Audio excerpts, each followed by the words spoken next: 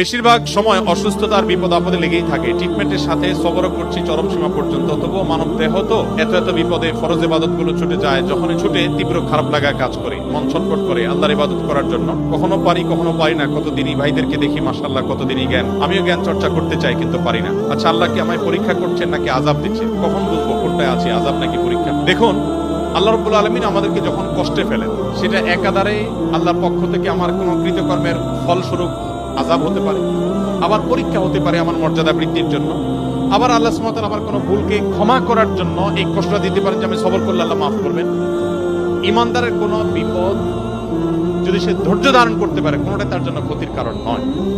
কোনো মানুষ যদি সুস্থ থাকা অবস্থায় কোনো ইবাদত বন্দী করতেন, অসুস্থ হওয়ার পর তিনি আর করতে পারেন না, আল্লাহ রাব্বুল আলামিন তাকে সুস্থ অবস্থায় করলে যে পরিমাণ সওয়াব দিতেন, অসুস্থ অবস্থায় করতে না পারার কারণেও আল্লাহ তাআলা তাকে সমান সওয়াব তাকে দিবেন। এই জন্য একজন ইমানদার তার এই সমস্ত কারণে ডিপ্রেসড হওয়ার কোনো কারণ নাই। অনেক মুরব্বীরা আছেন, বৃদ্ধ মানুষ আছেন যে চাইলে অনেক নফল আমল করতে পারেন না। তাদের জন্য সান্ত্বনার বিষয় হলো যে আপনি সুস্থ সবল থাকা অবস্থায় যদি আমল করে থাকেন, তাহলে এখন অসুস্থ অবস্থায় করতে না পারার কারণে আল্লাহ তাআলা আপনাকে বঞ্চিত করবেন না, আপনাকে ওই পেনশনের মতো করে সওয়াব দিবেন ইনশাআল্লাহ তাআলা।